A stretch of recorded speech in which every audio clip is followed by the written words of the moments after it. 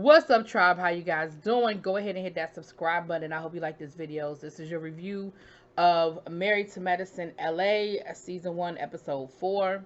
I believe we're on 4. Maybe we're even on 5, child. No, we're on 4. So it's Halloween. So this whole episode is about Halloween. Shanique is having a haunted hayride, and it looked like they did a haunted house as well. And so, we're building up to the event. But we found out a little bit more about Dr. Kendra. She's still struggling with the decision about going back to work. Was it too soon? Her husband is like, look, you do what you feel like you need to do, but I'm just letting you know that I would prefer that you stay home a little bit longer. We can afford it. I think you need it. I was telling my niece while this was going on that my best friend, she went back to work after she had her first child, and subsequently all her children after that. She went back to work very quickly. Like I don't even think very quickly. Like I don't want to lie on the amount of time, but I know she definitely did not take her full leave. And people kind of questioned it and said, you don't want to spend time with your child or what have you. But she felt herself falling into a postpartum situation. She's a scientist, so she thinks very literal, and she can see things that the rest of us kind of deal with emotional. She sees very factual, and she said, I felt myself falling into a depression. I felt myself sliding. She lives kind of far out from the rest of us, and we were back at work and we couldn't come and be there during the day, and so it was a lot. And so I don't know if that's maybe some of what Dr. Kendra is dealing with. We definitely, she's been honest about the fact that she's struggling a little bit.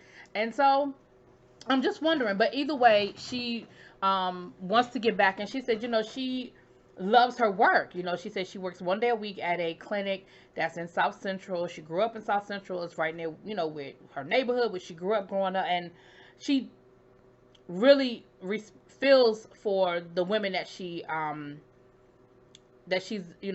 giving services to. She said a lot of these women are low income. She said some are even homeless, and so that something that she very much is given, I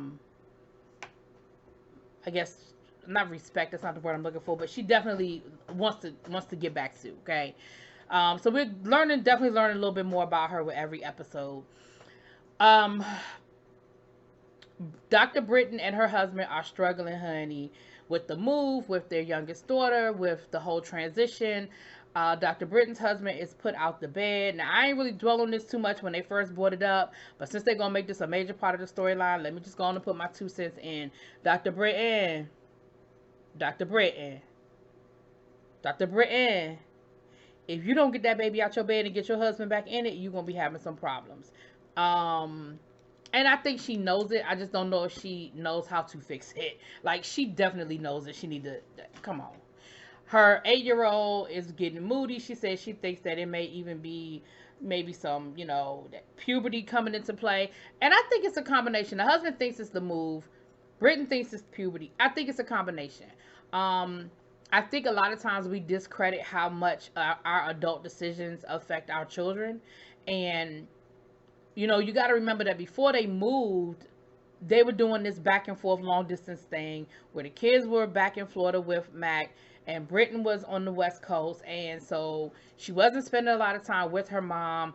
Kids don't always understand adults' decisions. Like, why is mom away? Why doesn't mom want to be here with us? Why, you know what I mean?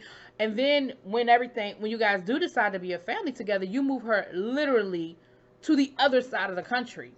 The youngest son may not be affected in the same way, but she moved away from her friends. She moved away from whatever activity she had. She moved away from her school, and she may really be having a hard time adjusting. And so, Dr. Britton, I would not discredit that the move has something to do with with how she's acting. I wouldn't discredit that because I think it might have more to do with it than maybe you're accepting. I don't know.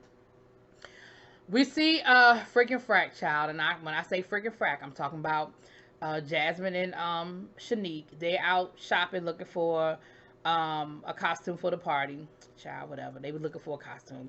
It looks like they went to like a vintage warehouse, like costumes that came straight out of some movies, but of course they didn't find nothing, child. We see Dr. Monty being interviewed. Oh, what we do find out though is that Leah is not invited. Dr. Shanique did not invite Leah to did not invite Leah to the hayride. But what we also found out is that Dr. Amani did invite her as her plus one. So, child. Anyway, um, we see Dr. Monty being interviewed for a local, I guess it's a podcast that deals with mental health. And she was talking about, I'm not even going to sit here and try to say the name, but basically the mental health condition that the Joker had, that's sort of on the spectrum of a serial killer. And she was saying how it's more common, than like the movie was a lot more accurate than people probably realize. Um, and that she deals with that in her, in her line of work. And the people with mental health issues are not to necessarily be feared, but with medication, with a lot of other things and therapy and stuff, they very much can be helped. So that was great to see that. We also saw her talking to her husband, and she was telling her husband about how things had gone down at the little event. And her husband, Phil, know his wife.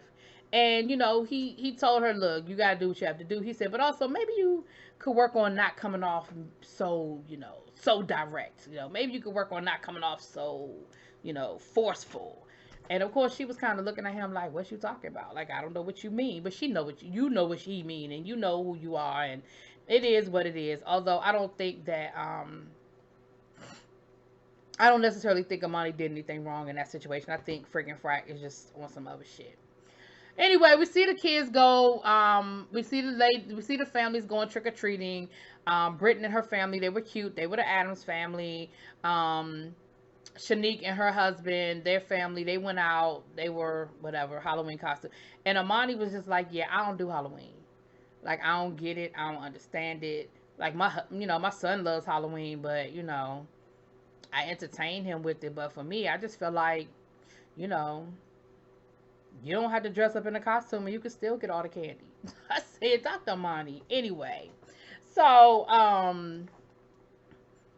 but yeah, but I do understand, like, later on when they go on the hayride and stuff like that, and she was like, yeah, I don't do this, like, getting scared on purpose thing. And said, now I'm like that. When it comes to Halloween, I don't understand that whole paying to be afraid thing. Yeah, I don't do that very well. Like, I'm not giving you money to scare me. Like, I just don't. I don't see that. Now, when I was a kid, I did do all the Jason slasher movies. Like, I did all of that. But, child, as an adult, yeah, I have no interest in doing haunted hayrides, haunted houses. I'm not interested in none of that. The only Halloween festivities I want to engage in is a Halloween party where I can get, have some drinks and hang out with my friends and do stuff like that. Like, I don't want nothing jumping up out at me because my fist might jump back. Like, I can't do all of that. Anyway, we see Shanique and her husband talking, and her husband basically told her that she was being a mean girl. He said he didn't like the fact that she didn't invite Shanique because he was like, I wouldn't want anybody to do that to you. I wouldn't want you to be excluded from any activity. And then he told her she needed to dress up as a witch for Halloween because that's how she was acting. I said, oh, okay. But anyway, the ladies are getting ready to go to the party, and Dr. Monty, she dresses up as the daughter. I mean, I'm sorry, not the daughter, Lord, the Black Panther sister, because of course, isn't that what you would expect from Dr. Amani to be a warrior princess? That daggone Dr. Kendra and her husband, they are so cute, honey. They dressed up as Salt and Pepper. I thought it was so cute. And Leah comes as not a fighter pilot, but a stormtrooper or some shit. I don't know. Paratrooper or whatever. Of course, a playoff of the whole, she looked like she was dressed up as a pilot, like, thing from last week. I mean, it was okay.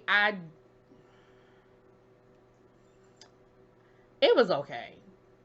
I feel like you were taking a jab at Shanique, but it hit Kendra. You know what I'm saying? And you were already trying to, I guess, clear things up with Kendra. So I feel like you should have took a jab at Shanique. But anyway, Shanique's husband was Freddy Krueger, honey. Hilarious. So it was cute. They had some cute little costumes. It looked like Dr. Britton and Mac were dressed up as like a Day of the Dead type thing. Like a New Orleans Halloween kind of thing. I'm not sure what the exact title they would have called it, but y'all know what I'm talking about. Anyway, so the ladies were there. They were running around. And, honey, when Shanique saw Leah walk up, baby, you could have knocked her over with a feather. Do you hear me? And then they had the nerve to say that that wasn't cool that Amani did what she did. Well, my thing is, Dr. Amani was like, listen, Phil is my plus one. Phil ain't here, so she my plus one. Now, that sounds like, and what's funny is, I could absolutely see Shanique and Jasmine doing the exact same thing. So, girl, you just mad because somebody did to you what you would have done to somebody else, child, whatever. So anyway, they do the whole, look like they did, like I said, look like they did a haunted house, and I guess they did a hayride, and then they ended up meeting up going over to a bar when it was over with, and they're having drinks and food and things of that nature, and Leah tries to have a conversation with Kendra to say, listen, you know, I said what I said and I own it. My problem is the way in which it was brought to you, as if what I said was an unsolicited, out of the way comment. The fact is that Shanique and Jasmine were there. They thought it was funny. They both laughed. And, you know, it was what it was. It was a joke. And they knew it was a joke because they laughed. And so, of course, now they're trying to be indignant, talking about, I mean, yes, I laughed, but no, it's no but. If you laughed and it was funny, it was a joke, and your only reason for bringing it up was to try to embarrass Leah or cause a problem between her and Kendra. And hopefully you weren't successful, because Kendra did seem like she had like a little attitude and made a couple of little comments, you know, towards Miss Leah's way. But your beef ain't with her. Your beef is with Shanique for bringing up that pettiness, because again, at the end of the day, it was just a joke. It was not that deep. Anyway, then Dr. Amani does open up a little bit about the situation with Phil, and she was just saying how, you know, him being away isn't a big deal, because even when he was in town, they kind of were doing their own thing. They didn't see each other. She talks about the fact that he's an R&B singer, but he don't sing for her, and there really is no romance and no wooing. And then she went on to say that, you know, she was like, well, you know, because like the other day was our anniversary and we both forgot. How both of y'all forget it was your anniversary? Well, you know, he's out in Oklahoma doing his thing, and I told him make his money and, you know, do what you gotta do, and it's not that big. Listen, the day me and my husband are too busy to acknowledge and remember. It's one thing. I'm not saying you had to fly out there and he had to fly in or whatever, but neither one of y'all are even remembering or acknowledging that we need to be sitting on somebody's couch having some therapy, because there is clearly a disconnect. There's a problem. I like you, Dr. Amani, but I just feel like, I don't know, like you got a roommate and a best friend. You don't have a husband. Because she did say that. She said, well, you know, the worst part is that, you know, I don't get to, you know, spend the night or sleep with my best friend every night or something, she said to that effect, or spend time with my best friend. And I really feel like that's what you're missing. You're missing your best friend. I don't know if you're missing your husband so much. And that ain't my, you know, that's me on the outside looking in, child. I don't have nobody's degree and nobody's therapy, but I'm just saying. So then the night was over. Everybody was leaving. Dr. Britton and Mac had already left, honey. She said, listen, I'm tired. I worked a lot. I gotta go to sleep. But at the end of the night, then Jasmine and Leah ended up getting into it, and she was like, you just defend whatever Shanique says, because they got the argument again at the table. But I ain't about to go through that and rehash that whole thing. They argued about the same shit they was arguing about last week, child, about the outfit, who said what, who was shady, who not shady, child. Ain't nobody got time for that. But at the end of the night, Shanique and Leah did get into it, where she was like, you just defend whatever she does. You know your friend is messy, and you just defend her no matter what she does. And of course, Jasmine was like, no, I don't. Okay, well, you do, and because that's your friend. But guess what? You and Amani do the same thing. So it is what it is, child. It is what it is. That was it. This episode didn't give me a lot. So I'm sorry if I didn't give y'all a lot, because it didn't give me a lot. But it is what it is. Let me know what y'all think. Drop it in the comments. Peace.